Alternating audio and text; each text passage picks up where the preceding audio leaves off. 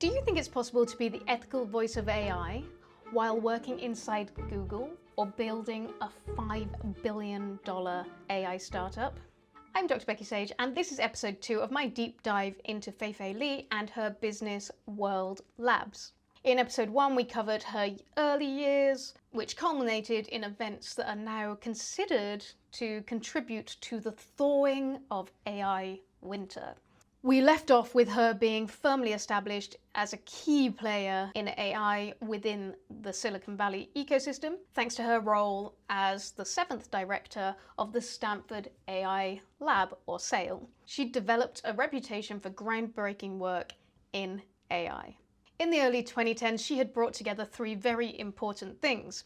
1, data, 2, GPUs, and 3, neural networks, and they'd created powerful results, at least for 2012. This may have given her a reputation for technical innovation, but at this time, this wasn't enough to give her a specific reputation as being the ethical voice in AI. In fact, the exponential scale concepts that sat behind a lot of her work might be considered to be contradictory to ethical AI. So how does a computer vision expert become essentially thought of as the conscience of the AI ecosystem? And does that reputation hold up under scrutiny? We'll explore that in this video and pick up on it later on in the series. Also, don't forget to check out part 1 if you haven't seen it yet. So we rejoin this story in the mid-2010s. The tide was turning. Companies who'd previously shunned the AI moniker in favor of specific terms such as deep learning, or in my case at the time, semantic web, were re-embracing the idea of AI. As somebody who was working in the digital tech landscape at that time, I remember just how hyped AI suddenly seemed to become. I joked that I could probably raise a lot of money with the click of my fingers just by doing an on-the-spot pitch to tell people that I'm combining AI and blockchain to enhance drug discovery. Honestly, that may have actually been the case in Silicon Valley. Probably wasn't so likely to happen here in the UK, where investors are somewhat more risk-averse and require a lot of due diligence. On that note, talking about biotech investors and due diligence, if you wanted me to do a video on Elizabeth Holmes in the future, please let me know below. I'm almost definitely going to do it because I'm kind of obsessed with that story anyway. All that being said, industry was taking AI very seriously, and Fei-Fei Li noticed. In fact, this is really where she began to form a valuable insight that has only become ever more true to this day. With an exponential view of AI, foundational models could no longer be trained within a university setting. The public sector just couldn't afford the compute that was required. This meant that a lot of the most exciting AI research began to happen within the walls of companies. And this remains true to this day, something that of course we discussed in detail in the OpenAI video. This seems to be the main motivation for Fei-Fei Li taking a secondment from her role at Stanford to become Google Cloud's chief scientist of AI and machine learning. Now, I don't think I've heard her say much about Elon Musk in public, although she has said some things. They've definitely been at the same events once or twice. But she clearly here did not agree with Elon Musk's premise that Google, at that time anyway, were the worst possible stewards for AI. Now, some people might think that this could have been a really hard jump to go from academia into business, especially at this time. She had, decades of experience in a university lab. Industry might seem very different. But personally, having spent time in both academia and business, I think they actually have a lot of things in common. They both end up being these big political organizations that you have to learn how to navigate. And if somebody has learned to do that already, which Fei-Fei Li seems to show great aptitude for doing, then it may well be just as easy, if not a little bit easier, to thrive within an industrial setting versus an academic one. When Fei-Fei Li went into Google, she was brought in to run a small but growing team, and she was getting to build something with exponentially more money, talent, and free food than she would get at Stanford. But of course, her time there was not without controversy. And this is the part that might have been a bit of a shock to the system, where she moved from academia into industry. We'll come into more details on that in future episodes. So several things that happened at this time led to new insights for Fei-Fei Li, both things that happened inside Google and things that were happening outside of it within her life. This is when the true impetus on human-centric AI really began to reveal itself. But a core question that I've had since thinking about and researching Fei-Fei Li is that when she says human-centric AI, does that really mean the same thing as ethical AI? Honestly, this was actually the question that triggered me to do this whole series. And I think I do have a clear view on what I think to that. But let's look into some of the evidence of the work that she was doing around human-centric AI. Because at this point in time, it wasn't just a fancy tagline, a way to differentiate herself from the tech bros. She did start to develop real initiatives to look at some of the issues across the sector. Initiatives and issues that are still going on today. So first of all, there was Stanford HAI, or the Institute for Human-Centered AI.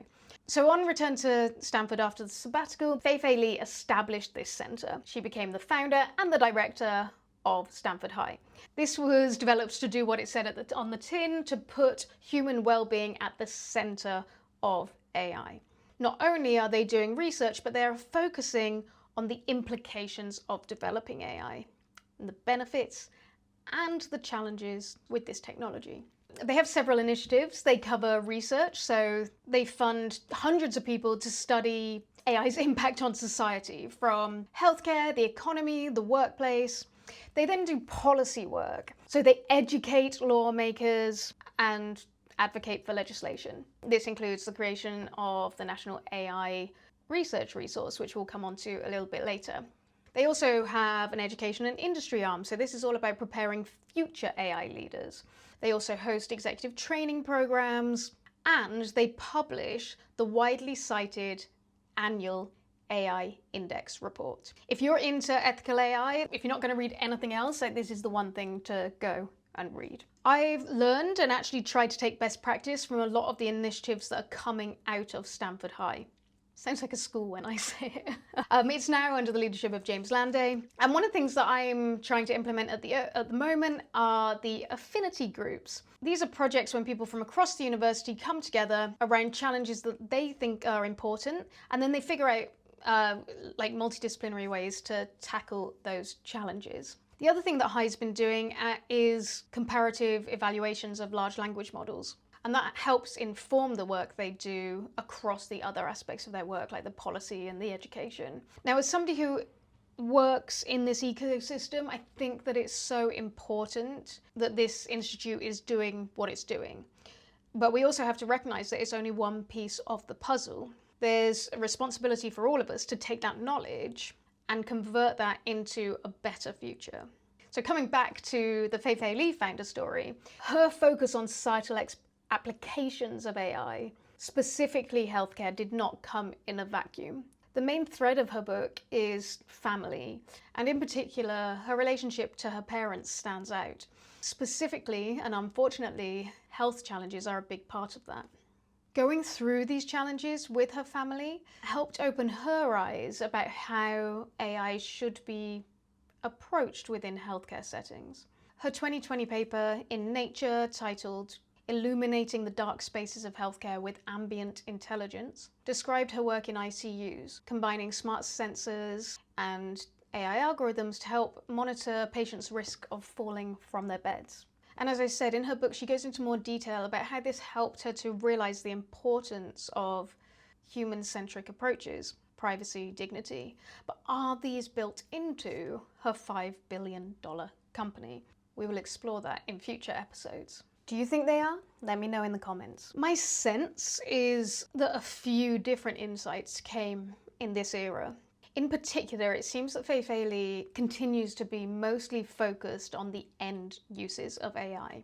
Ease of use, privacy, especially for vulnerable people or people who can't give consent, but also the huge opportunities of world models, 3D mapping, and the interrogation of environments. And this tight focus on the end goal is really like a founder blinker. I see this a lot. And many people say this is actually completely necessary for founders. So it's like this tight focus which gives tunnel vision, so focused on where you're going, that wider context just disappears. I mean, perhaps it needs to, because without it, would these things move forward with the type of focus that you need to in order to actually bring something to fruition?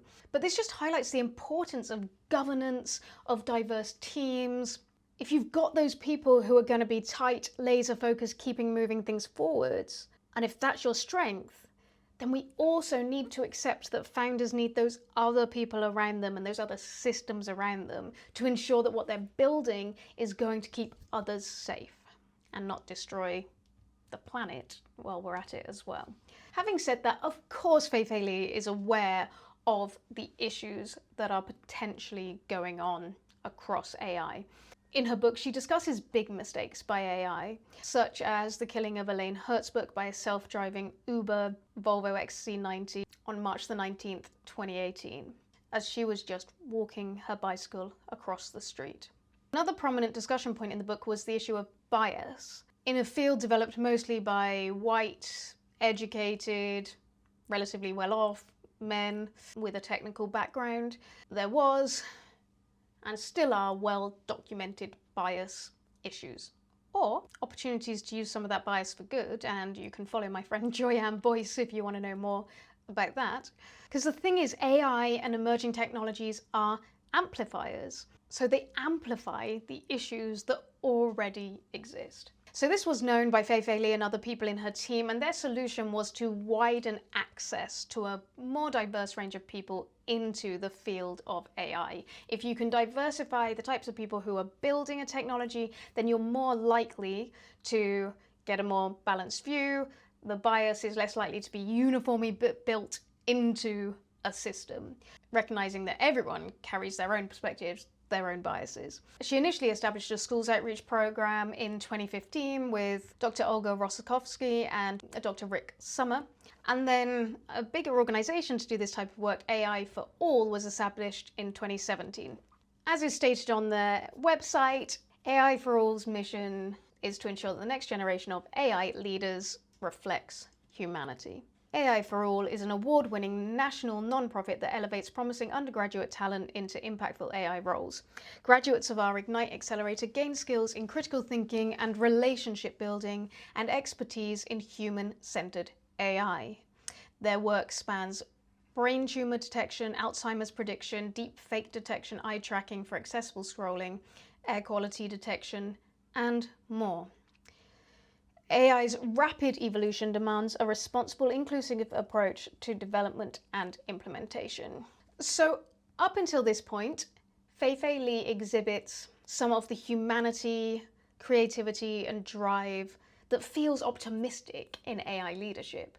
She's also obsessed with how we perceive the visual world around us, so that she can create a Cambrian explosion for the robots. And perhaps that's why she's the one who's led the charge from words to worlds. And you'll have to stay tuned for the next episode to find out how Fei-Fei Li used this to step into her unicorn era as she established her own AI startup.